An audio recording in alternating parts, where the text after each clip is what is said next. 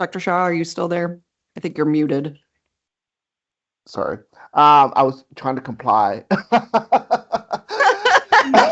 you. I muted Thank you. myself. Yeah, I think we should probably go ahead and get started since we have a lot of people in attendance. And we're just going to start off with some administrative stuff. So, yeah, you can Okay. catch up. Yeah. That sounds So, good. yeah, so I'll go ahead and call to order the March 13th, 2026 meeting of the Therapeutics Committee meeting to order. First item on the agenda is comments from OMPP. None. Thanks for being here. Okay. Um, we have next on the item on the agenda is the approval of the memoranda from the December 12th, 2025 meeting. They were provided by Optum and are in front of the committee for consideration. I'll make a motion to approve. All right, thank I'll you, Zach. second. Thank you. So the motion's been moved and seconded. Are there any edits, corrections, comments regarding the memoranda?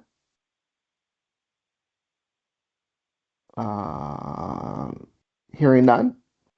All right. We'll go ahead with the roll call vote. Do the roll call. Dr. Shaw. Aye. Dr. Krupp. Aye. Mr. Musial. Aye. Dr. Ott. Aye. Dr. Patel. Aye. And Dr. Whiteman. Aye. All right, we have all ayes, so that motion will carry. Thank you.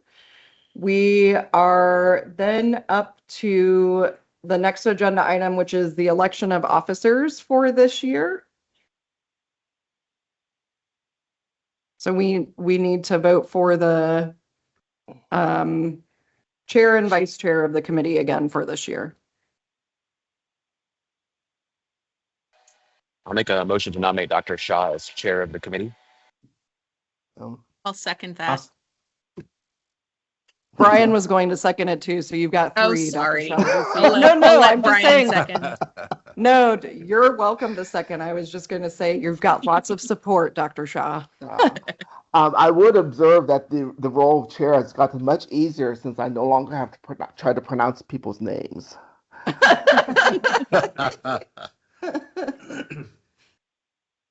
All right, we have a motion and a second. Any other motion or discussion?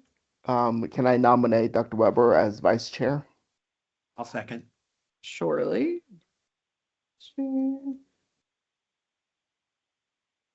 And since Dr. Weber is not here today, assuming you all approve, we will get with him and make sure that he is still comfortable with serving as vice chair this term. Yes. We can't All just right, commit him to it in his absence. I mean, Like if you're not here, you get assigned all the stuff you don't want to do. Exactly. Any other discussion or comments? I'll just take voting for both unless you have, and if you have anything that you want to do, otherwise you can speak during your roll call vote. All right, Dr. Shaw. Aye. Dr. Krupp. Aye. Mr. Musial. Aye. Dr. Ott. Aye. Dr. Ott's just excited she finally has a committee. She doesn't have to be the chair. No, Amanda, I was thinking that exact thing when you, I'm thinking this is not the DUR board. Dr. Patel. Aye. And Dr. Whiteman. I might abstain here since I'm just getting to know everybody. No objections, of course, but That's you are abstain. more than welcome to abstain. That is not a problem. All right, so we have all ayes and one abstention, so that motion will carry and pass. So congratulations, Dr. Shaw, for your like 300th term as chair of the committee, and to Dr. Weber for his vice chair. And again, we'll let him know that he has been selected as tribute, and make sure he still feels like the odds are in his favor for this year, and we'll let everybody know. Yeah. All right, that takes us, oh, apparently I've been moving my slides forward. Apologies, I don't know how I got so excited there. So we'll start then in our review of our slides. So for the CNS and others classes, we have no recommended changes in the classes listed here. And let me back up for Dr. Whiteman just a second. So Dr. Whiteman, as we go through the review, we'll go class by class. We'll start with a slide that has the classes that we have no recommended changes, and then we'll go through the classes within that overall therapeutic group that we do have changes. We'll go through all of that.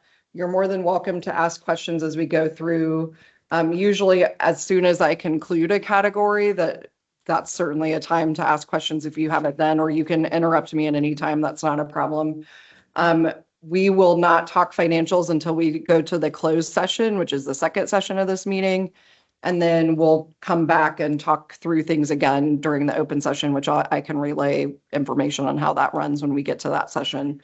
But feel free to ask questions as we move along. For the agents for the treatment of opioid use disorder and overdose. So I'm going to spend a little bit of time on this one just because you're going to see it as a repeating theme come up in several of the drugs as we go through this review. So for this buprenorphine and naloxone sublingual film, it's still non-preferred status, maintaining its a generic medically necessary criteria because we prefer the brand over the generic.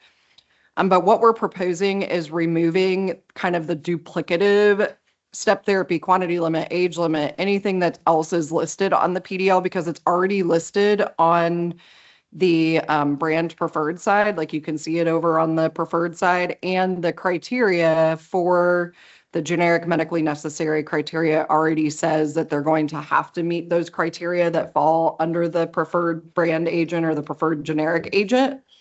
So it's just kind of trying to clean up the PDL a little bit, just so it's not quite so dense and that information's already in other spaces. It's just kind of duplicative. So hopefully that helps explain kind of the strategy or what we're doing here to just kind of condense things a little bit. So we're not quite listing out every piece of information, and it will be in the criteria that they can see. Any questions on that? And where are the criteria in this preferred drug list? Or is that where the criteria are listed? Yeah, so there's actual PA criteria that will have that criteria listed within there. Also, if you look over here on the preferred side, you can see the Suboxone film. The preferred product also lists the age and the quantity limit. And so basically, because we have this note here that says generic medically necessary PA criteria must be met, and in this criteria, they have to meet this other previous criteria that's listed. Oh, they're listed. I see. Those are the only criteria, age and quantity limits. Correct. Oh, okay. If there's other PA criteria, like see how this one, I mean, it says NA, but there would be PA criteria must be met for the following, or PA criteria must be met for the following. So these do have drug-specific PA criteria. They're listed on the website, and as we make changes to them, we send them to you in your packet as well so that you have them. Got it. Thank you. Sure. Any other questions on that? Because you'll see several drugs that we're going to update in that same fashion as we go through to clean up. Okay. One quick question. Unfamiliar with the GMN criteria. Just I see that listed repeatedly. GMN criteria. Yeah. So what is GMN? So GMN is generic medically necessary. Got So it. we also have brand medically necessary criteria. And really, in the cases where you see generic medically necessary, it's because the brand is financially advantageous for us to use, which seems a little counterintuitive in the Medicaid space. But Michael, the gentleman sitting a couple people over from me, will be able to explain some of that in the closed session about how some of those rebates come in that make that product more financially advantageous than the generic product. And Dr. Whiteman, these are really good questions, particularly since the GMN terminology was introduced only a couple meetings ago. Yeah. We've had that criteria. We've just never really called it that, I think, Yeah. and put the GMN. So yeah. Great questions. Great to get out for everybody. So just to sort of summarize my what you've said in terms of my own words, on this slide, the reason why we're removing the language on the right side is because we already have the language on the left side. We already have the language on the left side, right? And it's also going to be in the criteria associated with the, like in the, when they call in for the generic medically necessary criteria, it will be present for them there. Okay. All right. Thank you for the clarification. No, sure. I rather get it now since again, you're going to see like 20 plus drugs with the same criteria. So I'm glad we're all on board. All right. Perfect. In the antiemetic, anti-vertigo agents, same thing for doxylamine and pyridoxine oral tablets, maintaining the non-preferred status and the GMN criteria, and then again, removing the quantity limit, step therapy, et cetera, because it's already present on the other portion of the PDL. For the anti-seizure agents, Epital is no longer manufactured in CMS terms, so we need to remove that from the SUPDL. And then Iprantia oral solution, we're updating the PA criteria to remove the reauthorization criteria and basically just have criteria on its own, because the criteria now is, I think they must be 12 years of age or younger, unable to swallow the tablet formulation. And then the reauth criteria says that they've had history of the drug, and then also must be 12 years of age and under or unable to swallow the tablet formulation. So it's basically the exact same criteria. So there's really no point to have two. It's the same criteria. So that's what we're looking at.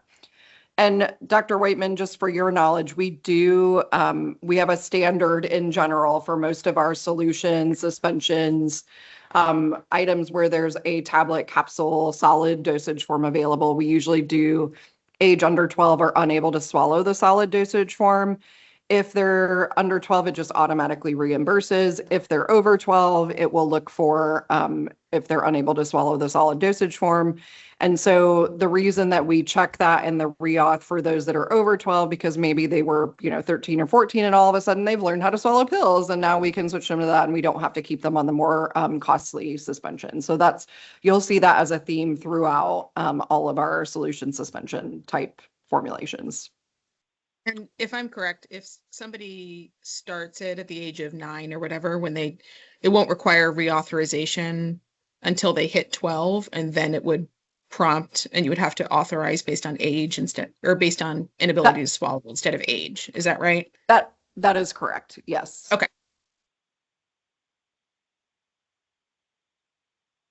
All right.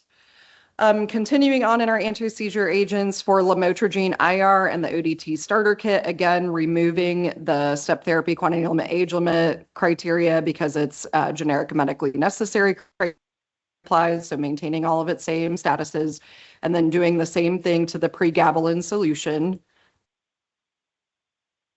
Qdexy XR, the brand only, is no longer manufactured in CMS terms, so we need to remove that from the SUPDL.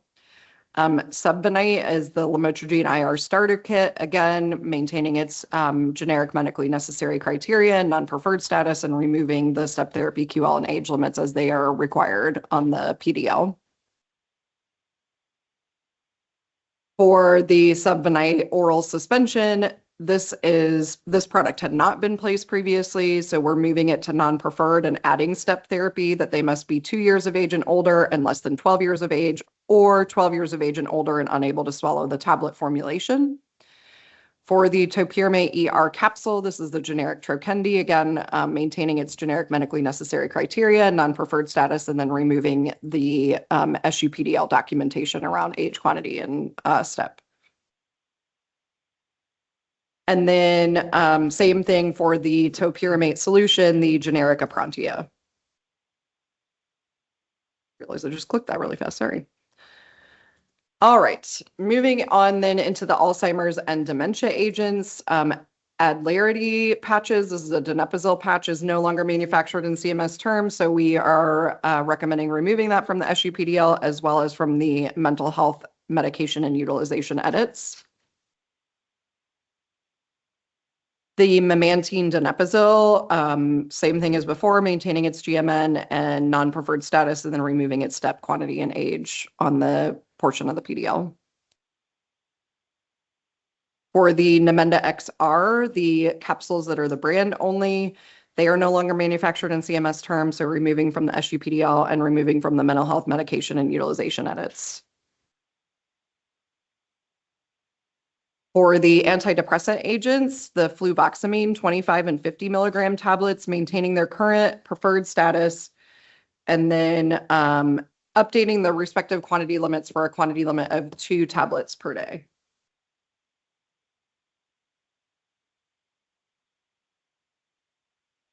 For the antipsychotic and anti-manic agents, the Haldol brand only injection is no longer manufactured in CMS terms, so removing that from the SUPDL and removing its mental health medication and utilization edits.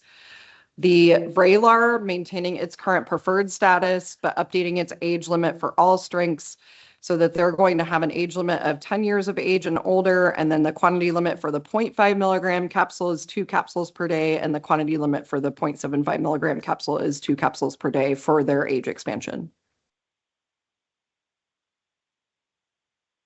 And then Zyprexa Zydis, the ODT, again, the brand only formulation is no longer manufactured in CMS terms, so we need to remove that from the SUPDL as well as the utilization edit list. In the narcolepsy and cataplexy agents for Wakix, maintaining its current non-preferred status, but updating their PA criteria to include the age and indication expansion for those 6 years of age and older with narcolepsy, treating excessive daytime sleepiness or cataplexy. So just updating their age, basically. And then into the stimulants for the lisdexamfetamine chewable, again, maintaining their GMN and non-preferred status and removing their age step quantity limits since they have that criteria.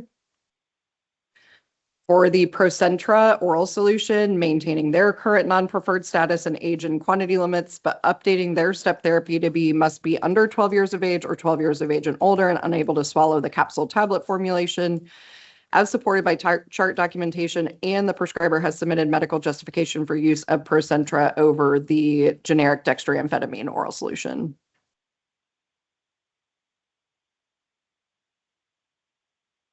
All right, in the narcotics, Actique lozenge. Sorry. Yeah, Amanda, if the person must be under 12 years of age or 12 years of age or older, isn't that everyone? it is. So it's looking at if they're 12 years of age and older, they also must be unable to swallow the capsule tablet formulation. Okay, that and goes Yeah, with yeah. the second part. not the first Yeah, part. Okay. yep. All right, thank you. No worries. So the Actique lozenge on a handle, the brand and generic, basically the sucker.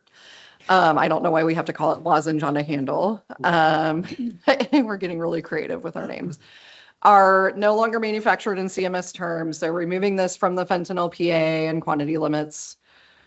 And then Fentora, the buccal tablet, the brand and generic are also no longer manufactured in CMS terms. So removing those also from the PA criteria and quantity limits. And then let's get rid of the fentanyl PA because it's really not needed anymore. And we haven't had a request on the fentanyl PA in probably 10 plus years. I can't think of a single fentanyl PA request that's come in on our PAs. So we're recommending sunsetting that PA in the PA form, removing it from the public facing. It is still in the opioid criteria, so it's not like we're making it rain fentanyl. Nobody's going to just be like, oh, I just fill fentanyl and I can get it immediately. So there's still criteria associated with it, but we just don't need the oral fentanyl criteria anymore. And we're still gonna know who wrote it, where, when, and why. Yeah. All right, for tapentadol IR, moving to non-preferred, it previously wasn't placed, and so we're adding it to the opioid overutilization, PA with age and quantity limits, and it will fall under the non-preferred short-acting therapy. And its quantity limits are going to be, they have a 50, 75, and 100 milligram. So for the 50 milligram short term, the quantity limit is 3 tabs per day. And then those that are long-term utilizers or current utilizers, they can get up to 6 tabs a day. For the 75, it's 2 tabs a day for short term, like our new starts, and then long-term utilizers are 6 tabs per day. And then again, for the 100, short-term utilizers are 1.5 tabs per day, and then the long-term are 6 tabs per day. And then on the skeletal muscle relaxants, cyclobenzaprine ER capsules, maintaining its current non-preferred status and GMN criteria, and then removing its age, quantity, and step as we described before.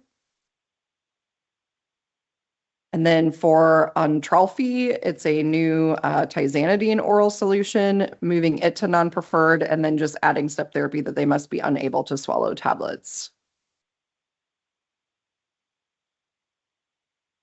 And that concludes the CNS and others. Any questions on those before we move on to dermatologic? I do just want to point out for our newest member that this may seem like we're not moving a lot of preference status or doing a lot of digging into things. And this is because it's one of our, I'll call it off-cycle meetings. It's technically a cycle meeting, but it's off-cycle from bid review. So we only take supplemental rebate bids once a year. And so when we do those reviews, there's a lot more movement and a lot more happening. But in the interim time, when we're reviewing and it's not a bid review, we're doing more of a review just for what are new indications, expansions, new drugs that have hit in the interim time, and anything that we might need to clean up or remove as we go through kind of the off-cycle time. So it's a little bit lighter meetings than when we do the bid cycle review. So I just want to make sure you're prepared for that. Yeah. By statute, each class has to be reviewed twice a year. Appreciate that, but and what will occur at the during the other cycle meetings, that there will be more consideration? It's when we contract, so we ask manufacturers to send us in their bids for the year. Each of our contracts last a year. So it'll be kind of like for the new contract for the following year. Yeah, so then we got it. review all of that new stuff. Contract bids, yeah. Okay, thank you. Uh-huh. All right, so in the dermatologic classes, we have no recommended changes. So moving into the endocrine classes, then we have no recommended changes in the classes listed here. For the GLP-1 receptor agonists and combinations, for the liraglutide, Ozempic, and Victoza, updating their initial authorization approval duration for the MASH and MASLD diagnoses to allow for 1-year approvals.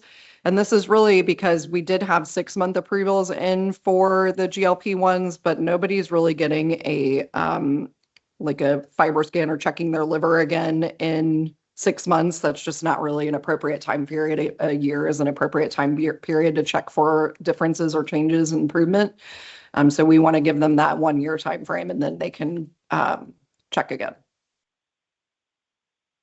For these, oh, yep. Sorry. Go ahead, Dr. Shah. Amanda. So You're fine. the 1 year is just from a practicality standpoint. Correct. And just for that indication. Yeah. Because okay. I think it's great that we're increasing the time duration. I have to admit I'm more inclined to a longer time duration because the improvement in the liver disease here is primarily a function of weight loss, Right. just like the sleep apnea. Right. The problem I think with even a 1-year duration is that we know, for example, that with significant weight loss, the body responds by increasing hormone levels like ghrelin, which stimulates appetite to try to encourage weight gain. And those hormonal responses last longer than a year. So, it's probably the physiologic basis for why people, quote unquote, yo-yo in terms of their weight. and they end up gaining even more weight. But let me give some more thought about this, and we'll Yeah, discuss more about the third session. so they would still get at the review of their reauth. It's not like we're necessarily stopping them at 1 year. It's Okay. just that instead of having to be reviewed at 6 months, they'll be reviewed at 1 year. We can review them, make sure that they're still using the product, that they're I see. feel like it's beneficial, and then we can, we'll continue them then for another year. So this is not a, hey, you get a year and then you're done for MASH. Like Oh, they're okay. likely going to be on it lifelong, probably, or at Okay. least a significant period of time, longer than a year. Okay. I appreciate the clarification. Sure.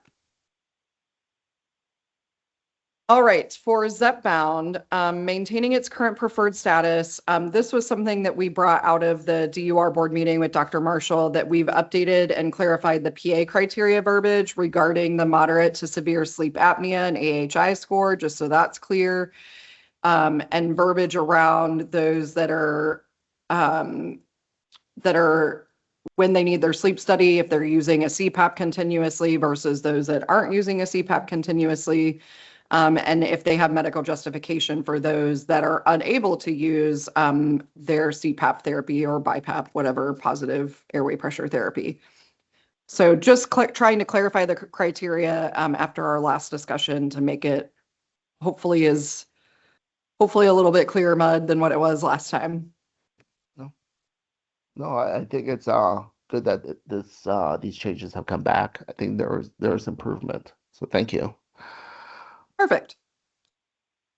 I think Dr. Marshall joined us, so you can thank, he's very, I'm going to call him like the GLP guy. He's very diligent on our GLPs. Thank you, TR. All right. I'm getting ahead of myself. In the growth You're welcome. hormones. Thank you. He couldn't find it. I know, he was looking for the mute. He was also trying to be studious and follow directions and keep himself muted. Okay, for Ngenla and Skytrofa, updating their reauthorization criteria for look-back history to 84 of the past 112 days, just based on how it's dosed and provided. And then for Sogroyo, maintaining its current non-preferred status, updating its drug-specific PA criterion to include approval of the following new indications. So new indications for Sogroyo, which are short stature born small for gestational age, growth failure associated with Noonan syndrome, and idiopathic short stature. And then also updating its reauthorization criteria look-back history to 84 of the past 112 days based on how it's dosed. For the SGLT inhibitors and combinations, Q-Turn is no longer manufactured in CMS terms, so we need to remove that from the SUPDL. For the testosterones, Undecatrex is no longer manufactured in CMS terms, so we need to remove it from the SUPDL and quantity limits and the testosterones PA. And that concludes our endocrine agents. For our estrogen and related agents, we have no changes. For the gastrointestinal agents, we have no changes. For the genitourinary agents, we have no changes. That's what I like to see. I can't say the same in the hematologic agents, that we do have some classes without changes, but we do have some new changes in this group. So for the direct oral anticoagulants, Rivaroxaban, we need to maintain its current non-preferred status and GMN criteria, and then again, remove the step therapy quantity limit and age, as we've discussed for several other agents. And then for the suspension, the exact same thing. So a new drug class for the PDL, the hemophilia prophylaxis agents. We are adding some new products in this class. So Alhemo, or Alhemo probably, moved to, knowing the class, I should use my brain. Moving to non-preferred, so it was previously neutral, and then having a step therapy where the member has a diagnosis of hemophilia B with or without inhibitors, so basically looking for their diagnosis, or the prescriber has submitted medical justification for use over Hemlibra, because Hemlibra is going to be our preferred product in here. What I can also tell you is I think we have one patient that's not using Hemlibra. Everybody else uses Hemlibra, so we don't expect any really major changes. And I think we're going to allow that one person that's on the other agent to continue using their other agent. So nothing major here. And then a couple of other drugs. So Himpavzi, moving to non-preferred step therapy that the member has a diagnosis of hemophilia B without inhibitors, or the prescriber has submitted medical justification for use over Hemlibra. And then Qfitlia, moving to non-preferred with step therapy that the member has a diagnosis of hemophilia B with or without inhibitors, or the prescriber has submitted medical justification for use over Hemlibra. Definitely what agent is the other patient on?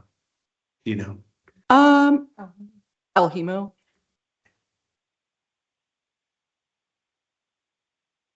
It's a very good question. Yeah, so we've been struggling with these for a while, so thank you. All right, for the platelet aggregation inhibitors, the ticagrelor. I can't get these consonants together. Sorry. It's always like an easy one too. I don't know. Maintaining its current non-preferred status and GMN criteria, and then again, removing the step therapy age quantity limit as we've described before. I don't like that. I don't like G and R and L together. That just doesn't, I don't like it. All right, topical agents. We have no recommended changes in the classes listed here.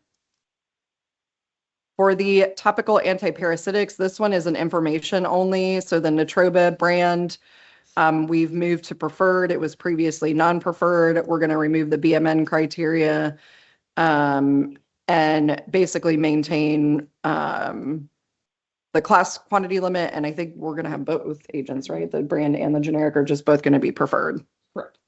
They're the same manufacturer. They're having them at the same price, basically. So we just, whichever you want. You want brand, you want generic, it's fine. And the manufacturer's out of Indiana, by the way. So they, yeah. All right. For the topical post-herpetic neuralgia agents, ZT Lido, the 1.8% patch, we're moving to non-preferred. It was previously preferred, and then maintaining its existing quantity limits and step therapy. And that concludes the topical agents and our class reviews. Any questions on any of those? Before we go into our new business and very extensive public comment this round. I know. Who would have thought it? All right, hearing none, I will go into new business. So for the anti-migraine preparations, we have Elixib oral solution that was previously preferred. We're recommending moving to non-preferred, maintaining its quantity and existing PA criteria.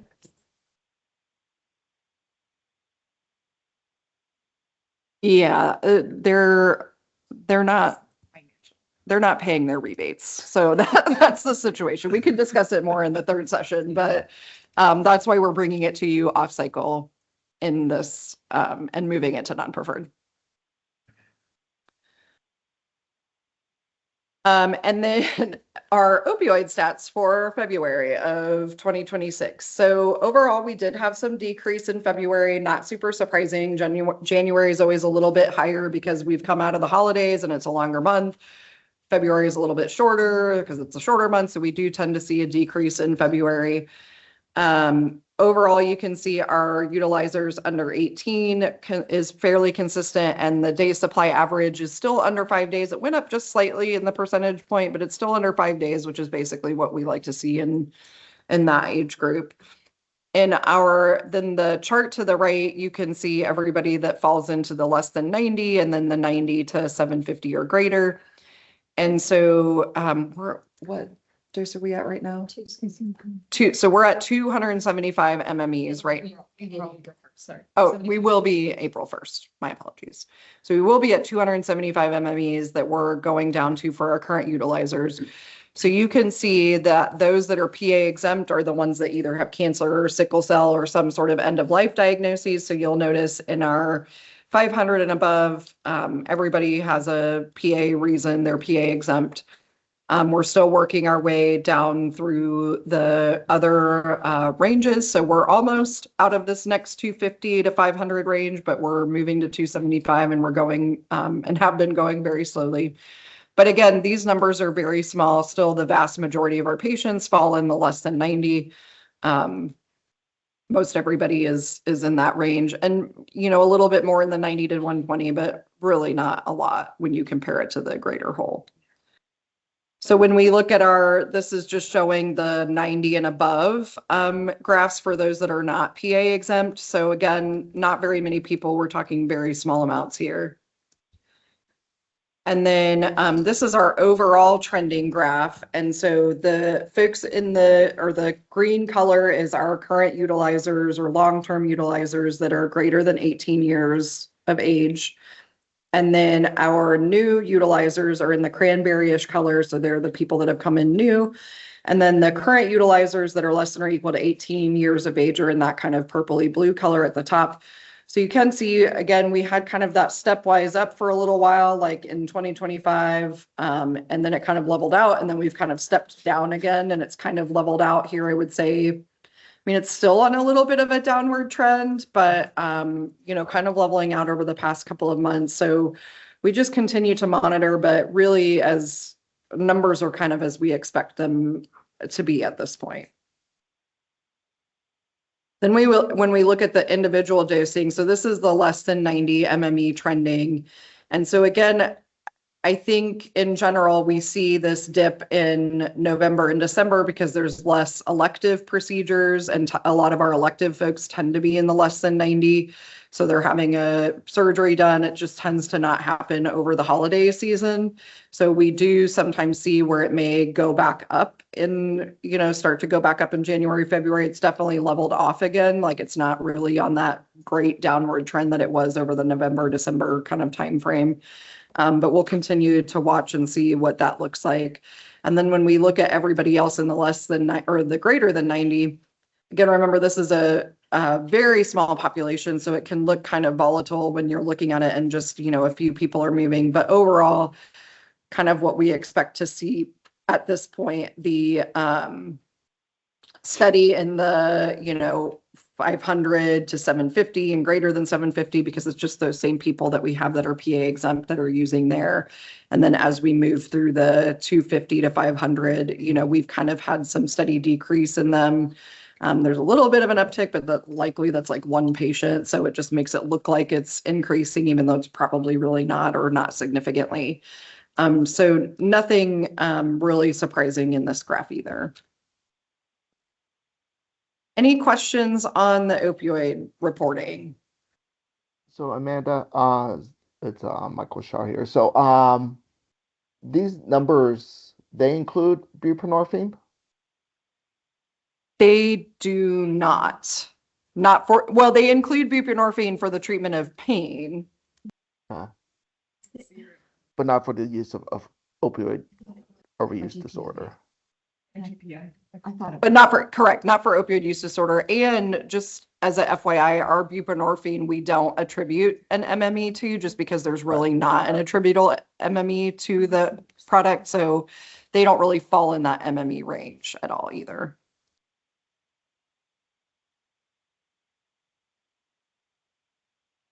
Any other questions on that?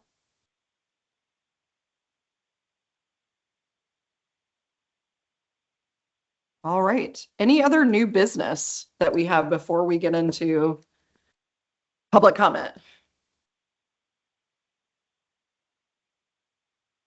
All right. I'm hearing none.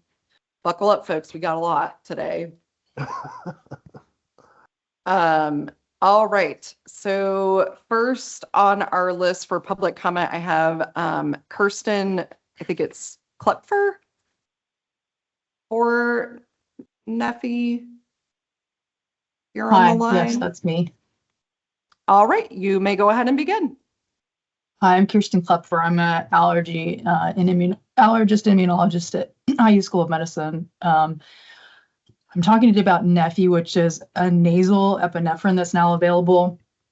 Some reasons I wanted you to consider actually starting to approve this medication is we know that the faster you treat anaphylaxis, the easier it is to reverse the reaction. We have seen over and over again in studies here in our clinic that parents and patients, and whether they're infants, toddlers, school-age children, teens, adults, everyone is afraid to administer injectable epinephrine. So we see these people in the ER because they've waited too long to inject. Sometimes you see on the news where people, unfortunately, we see fatal consequences to anaphylaxis, and it's because they've waited too long to start treating themselves. Sometimes it's because they're around people that are afraid to give them the injection. They're afraid to give themselves the injection, and this would allow us to treat and patients to treat anaphylaxis by just using a nasal spray. It's a one-time squirt of nasal spray in the nose. The nice thing about this medication is it is good for longer than injectable epinephrine. We have to refill injectable epinephrine every year. This is good for 2 years. It's also more heat tolerant, so it can be left in a gym bag. It is also more cold tolerant, so it doesn't freeze like the injectable epinephrine does. And so we have actually been able to see it ourselves in clinic. We've had a couple patients that have brought it in, and we've been able to use it when they've gone into anaphylaxis in our clinic.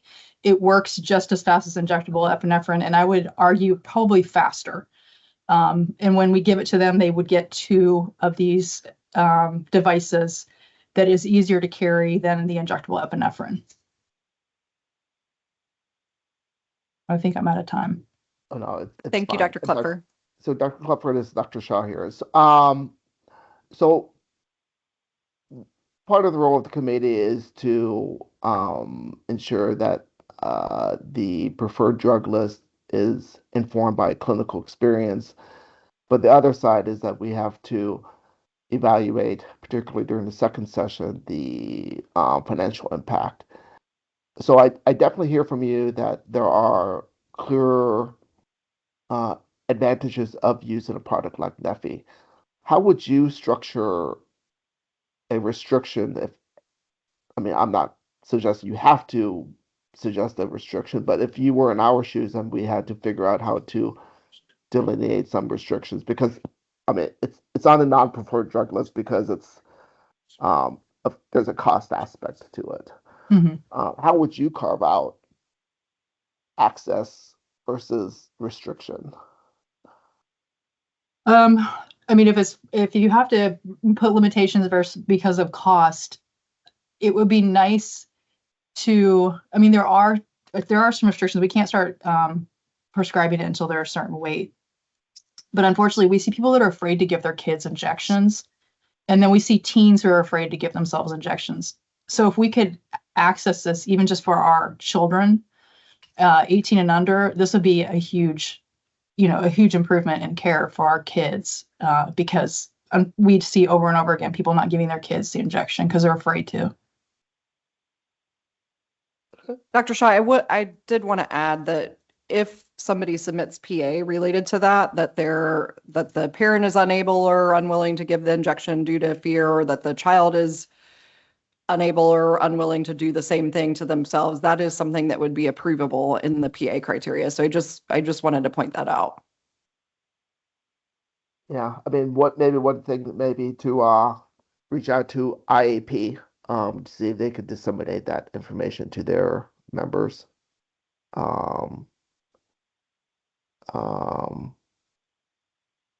Yeah. We'll take a look at more at this during the second session. But thank you, Dr. Klepfer. Thank you. Thank you. Next up, we have Paul Miner or Dr. Miner for Yorbipath. Yes, good morning. Can you all hear me? Yes, we can.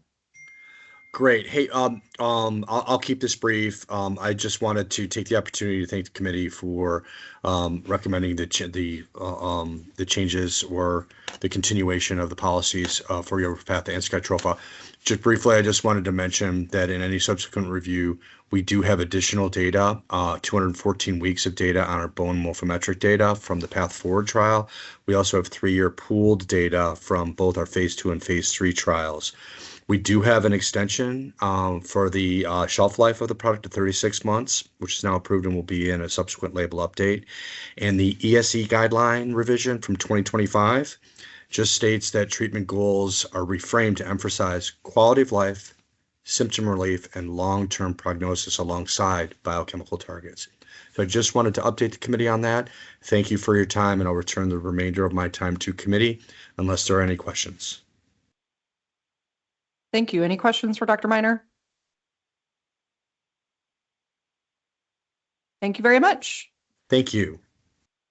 Next up, we have Dr. I think it's Laffey. Hi, yes. Yep, go right ahead. Thanks so much. I'm here representing Leo Pharma to talk quickly about Anzupco or Dugositinib.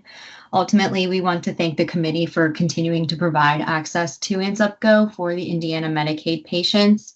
At this time, I think it's appropriate for me to yield my time back, but if there are any questions or concerns, I'm happy to be a resource. Any questions from the committee? All right, thank you very much. Next up, we have Joseph Jones for Neffy. Good day. Thank you for having me. Joe Jones, MSL Director with ARS Pharmaceuticals. I'd like to introduce Neffy, the first and only needle-free epinephrine nasal spray for emergency treatment of type 1 allergic reactions, including anaphylaxis, in patients 4 years and up who weigh 15 kgs or more. It has been well documented that avoiding or delaying epinephrine to treat anaphylaxis is associated with a repeat dose of epinephrine, biphasic reactions, ER visits, hospitalizations, and fatalities.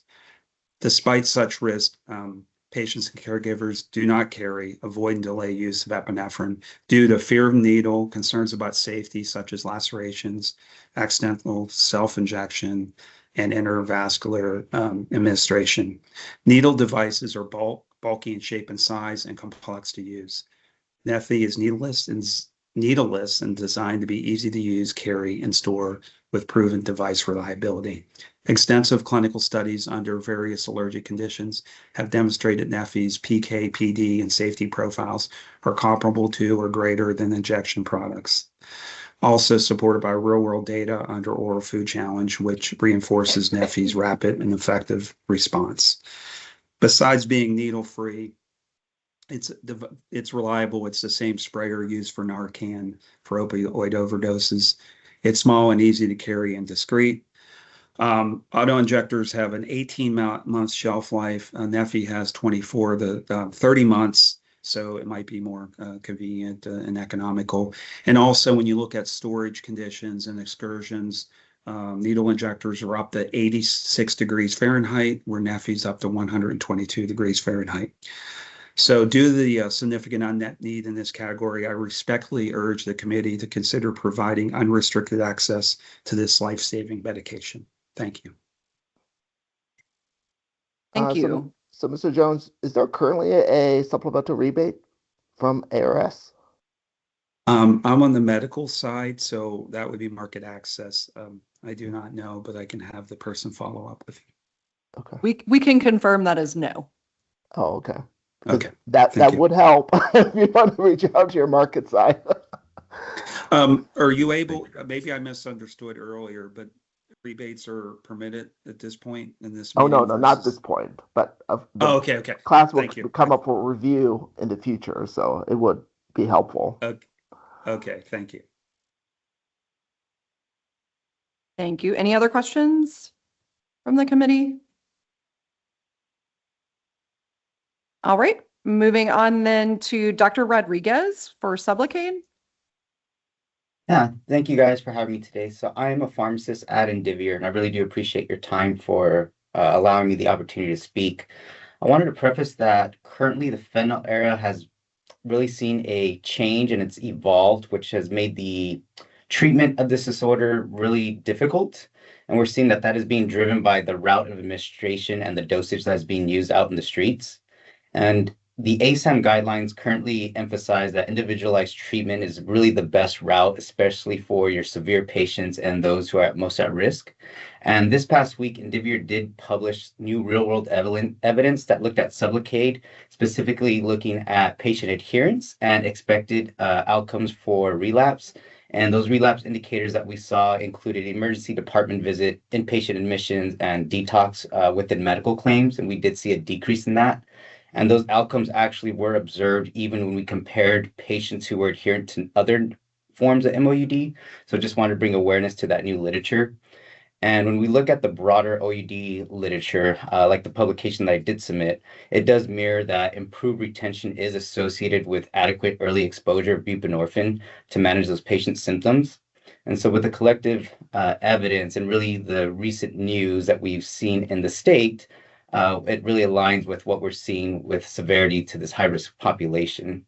And with that, we are asking that there could be consideration for removal of the trial and failure requirements in the PA for Sublocade before it's an option for patients. And then also for approval for dosing flexibility for maintenance therapy. So 300 milligrams does has the option to be a maintenance. So just aligning to label in that regard. And we believe with those changes, it will really impact those higher patients. And with that, I'll end my time and open for any questions. Any questions for Dr. Rodriguez?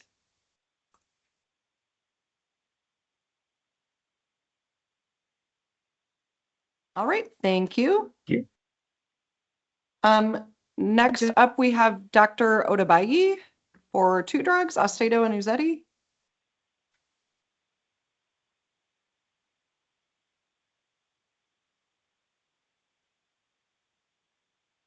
Dr. Odabayi, I see you online, but I see that you're still muted.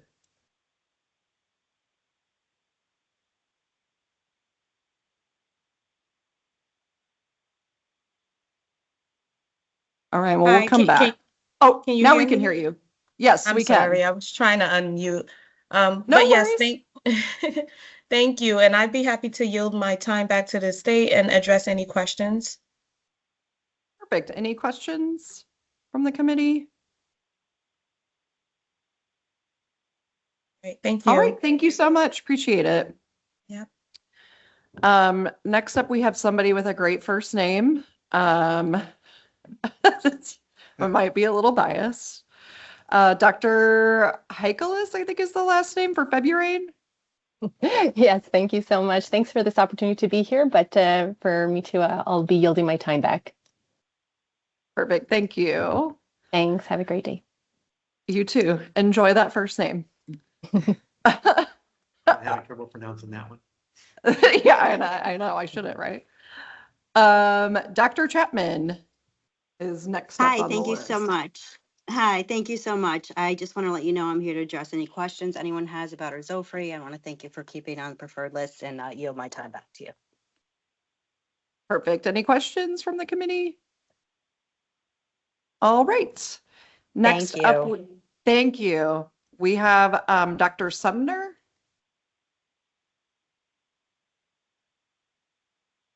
Hello. Can everybody Hello. hear me okay? Yes, we can. Awesome. 1 second here.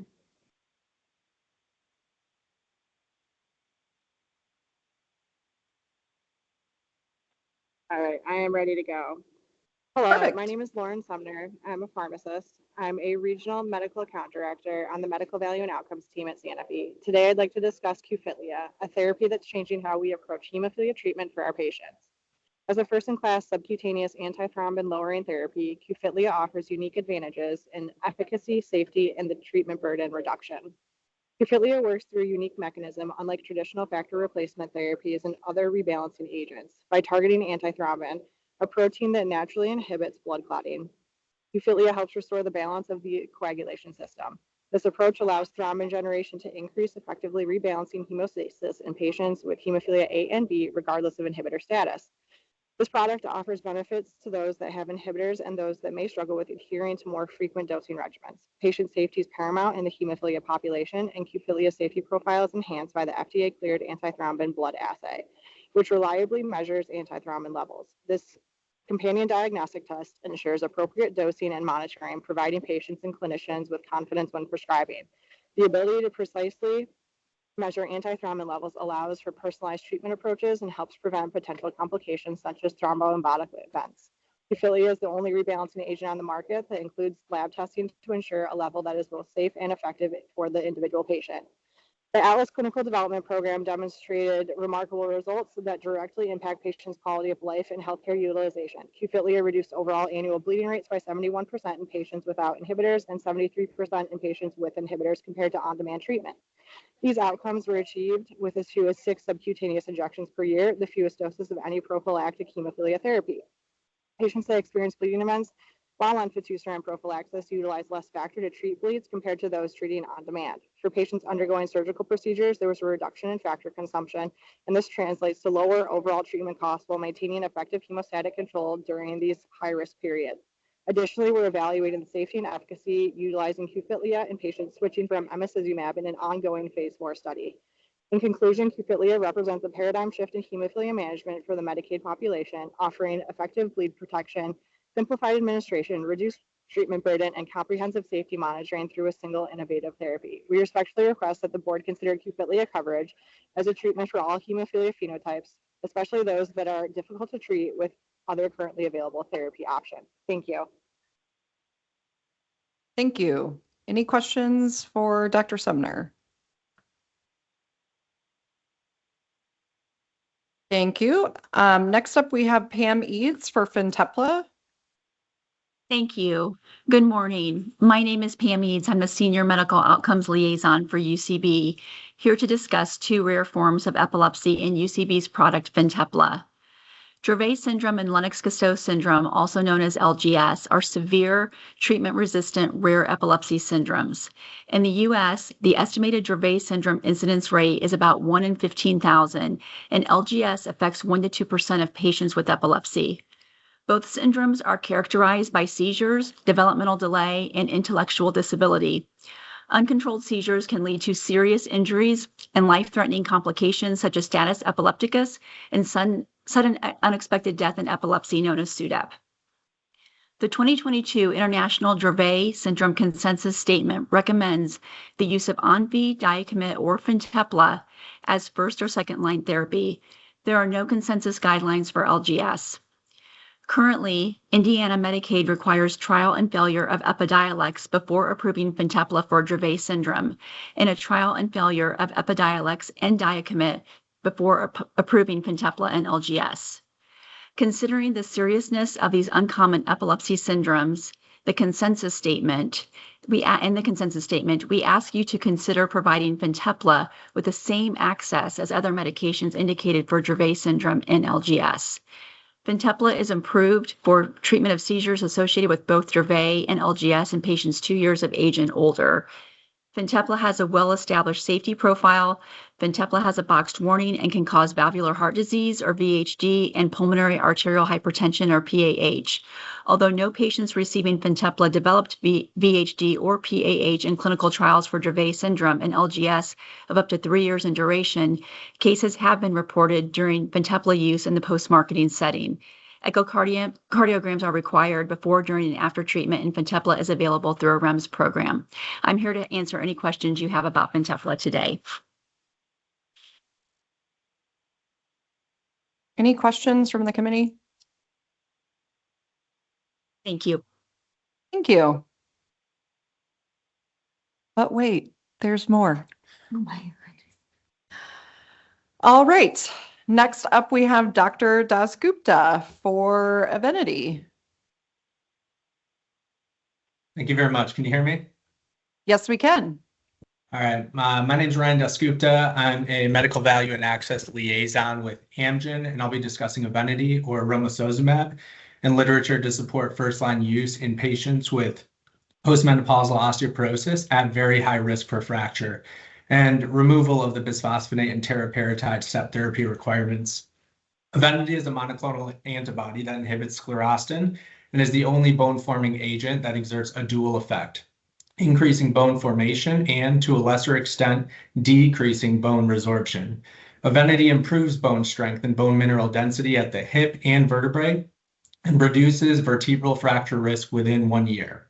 The recommended dosage is 210 milligrams subcutaneously once monthly with a 12-month treatment duration. In 2024, the American Society of Bone and Mineral Research and Bone Health and Osteoporosis Foundation developed a position statement on goal-directed approach to management of osteoporosis. This approach ensures selection of the most appropriate initial treatment and emphasizes the importance of treatment sequence to maximize BMD gains. Osteoanabolics, like Evenity, are recommended as initial therapy for patients at very high risk of fracture. The efficacy of Evenity has been evaluated in several phase 3 trials, but I'm going to highlight 2 that are relevant to our discussion and request. In the ARCH trial, Evenity was compared to a bisphosphonate, alendronate, and provided significant reduction in the risk of new vertebral fractures compared to alendronate alone. And then in the STRUCTURE trial, Evenity was compared to another anabolic, teriparatide, and the mean difference from baseline in the total hit BMD was significantly higher for Evenity compared to teriparatide. In summary, we respectfully ask the Indiana Medicaid P&T Committee to consider revisions to the Evenity PA criteria to allow first-line access to Evenity for women with postmenopausal osteoporosis who are categorized to be at very high risk for fracture without requiring a step through bisphosphonate or teriparatide, as data from the ARCH and STRUCTURE trials support superiority of Evenity, and guidelines and position statements support first-line use in this population at very high risk for fracture. Thank you very much, and I can take any questions. Any questions? Yeah, so Go ahead, Dr. Shaw. Can you, what were the organizations you said that published this recommendation? Yeah, so this was in 2024. It was the American Society of Bone and Mineral Research, and it was a joint position statement with the Bone Health and Osteoporosis Foundation. And in that document, they do have categories for very high risk for fracture. So certain features, certain clinical features that would define that population that would be appropriate for first-line use. And there's also the American Association of Clinical Endocrinology, ACE. They released guidelines in 2020 that also have a definition of very high risk for fracture, in which Evenity is recommended first line in their algorithm. Thank you. You're welcome. Thank you very much. Any other questions for Dr. Dasgupta? All right, thank you. Next up, I have Dr. I think it's Ahuja. Oh, in the room. Yeah, Welcome. I'm in the room, and thank you for pronouncing my name the right way. I have a question before I begin. Is that okay? I need a clarification on the recommendation, because it seems to me that the recommendation was a step therapy that involved L-hemogylphiclia and Hemopauzy, and the step before that was Hemlibra. Is that correct? So it's either they either have a diagnosis or a step or justification or use of Hemlibra previously. So Right. one or the other. So the reason I'm asking is because hemophilia B is mentioned there, and Hemlibra is not used for hemophilia B. Right. Yeah. So just want to make sure that that was not misunderstood by me. That Yeah, no, that there's a leeway for hemophilia B. For Mhm. okay, Yeah, because yeah, you can get it without trialing Hemlibra for Right. hemophilia B. okay, because that's used The for hemophilia diagnosis, A. right. All right, so that's it. Thank you. Uh-huh. My name is Sanjay Ahuja. I'm a pediatric hematologist and have treated hemophilia for the last 22 years, and I'm the chief medical officer at Innovative Hematology here in Indianapolis. So I can tell you there's a saying in our field that the least expensive bleed is the one that never happens. And the way we make that happen is by giving the right therapy to the right patient, which means that there are a variety of treatment options that are available for our patients, and every patient responds differently to a medication. And we have, over the years, fine-tuned this at hemophilia treatment centers, which are comprehensive, federally designated hemophilia treatment centers that specialize in this area. So, and we are good stewards of, targeting therapies that save the plans money, actually, because if you give a wrong treatment to the wrong patient, you unnecessarily develop more bleeding events. You are spending more time in the hospital. You are changing therapies that cost money. So it never works. So there are costs associated with complications that happen because of the bleed. And if you give the right treatment to the right patient, then this can be avoided. And actually, innovation, all policies should allow the system to evolve towards more cost-effective therapies. And these are examples of these that were there in that the step. So I would strongly urge the committee to not make it a step therapy, but have the treatment centers be the stewards of what should be given to the patient. So at least make it back to neutral as they were. Thank you very much. Before you sit down, you used the words fine tuning and target. So that is in essence criteria. And so would you be willing to share the criteria that you use to fine tune and target? Absolutely. Yeah. Thank you for that question. Yeah. So the hemophilia treatments are intravenous. A lot of them are intravenous, and the newer therapies are subcutaneous. And there are a lot of patients who struggle with lifelong therapies that are given multiple times, sometimes a week, once a week or otherwise. And we decide based on what the patient's lifestyle is, what their goals are for leading a near normal life as possible, which is now thankfully possible in this part of the world, and whether they are able to successfully get their own veins or not. So having subcutaneous therapy options for our patients is a huge advancement in the field. And we don't want to take that option away from our patients. And this is a two-way dialogue between the patient and the physician to come up with the right treatment plan, because compliance matters. If you drop the compliance, then complications happen, bleeds happen, and then the cascade of healthcare cost goes. So it's a way to prevent actually the system for spending more money. Yeah. So I think you probably have Amanda's email address. If not, she can get it to you. Yep. Because I'd like to talk to you more about it. Oh, absolutely love to. Yeah. Thank you very much. Thank you. Mm-hmm.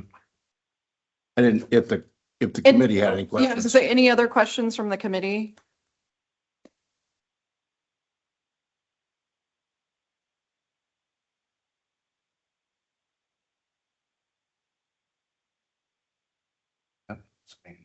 Thank you very much. Thank you. All right. Next up, we have Dr. Aleem for NEFI. I didn't see them on, but maybe I could be missing it, or they could be a phone number. Dr. Aleem?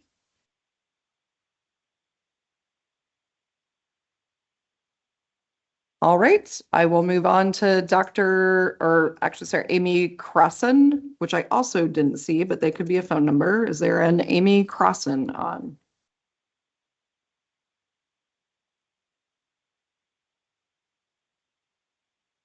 All right, next we have Dr. Barnes. Also didn't see them, but I just want to make sure.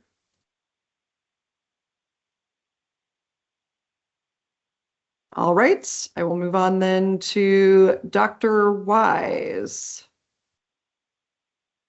I don't see them either.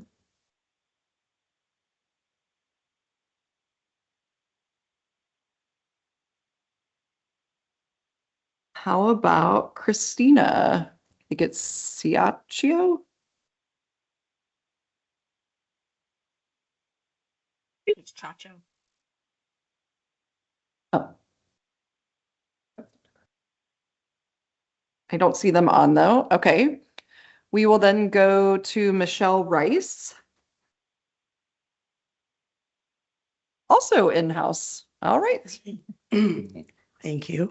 I am a hemophilia patient, and I have two, shouldn't call them children, young men who are my sons who also have hemophilia. I have mild, they have severe.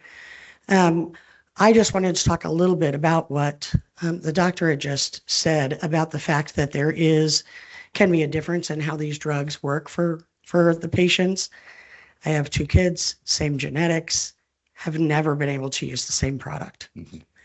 We could have used the same product, but what it would have required is for one of my kids to be receiving twice as much. And you all know how expensive those drugs are. So twice as much to receive the same result versus going on to a different therapy. So, one of the tools that they use is looking at the pharmacokinetics and looking at the drug to be able to tell if it's working for somebody. So I think it's important. I was glad to hear the clarification about for hemophilia B, because I was like, I know my kids have used Hemolibra before, but they're A's. But I just wanted to make sure of that. But I also just wanted to, echo the doctor's comments that it really is something that they work very hard at with the patients to make sure that they are using the right medication. Sometimes it's a matter of if they have poor venous access and one product is 5 mLs to use versus 2.5, are they wasting some of that product, which is extremely expensive? So I have been in this space for about 30 some years now, and I can tell you that we try very hard, even as patients, to say, this isn't working for me. I feel like I'm wasting this. I know how expensive it is. Can we do a test? Can we see if this is really the best drug for me? So I'm thankful that you're asking for some additional input from them. Thank you. But that's all. If anybody has any questions, that's all I wanted to share. Thank you. Thank you for coming. Thank you. Any questions from the committee?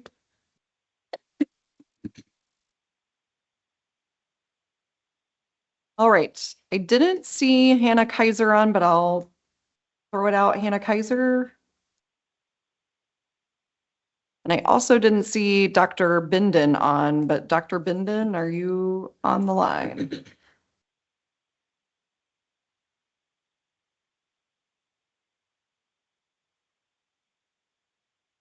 All right.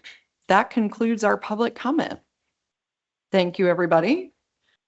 That takes us to any other business that we have right now that we need to go over.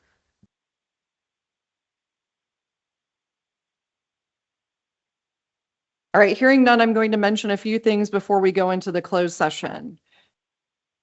Oh, I have other business. Sorry, I lie. I have other business. I almost forgot that I need to follow up with you, Dr. Shaw, from the last meeting. So you might recall, Dr. Shaw, that you brought up a question around doxepin use and especially doxepin use in the elderly. So we did take that back. We did run a report, identified 354 unique individuals that were doxepin utilizers.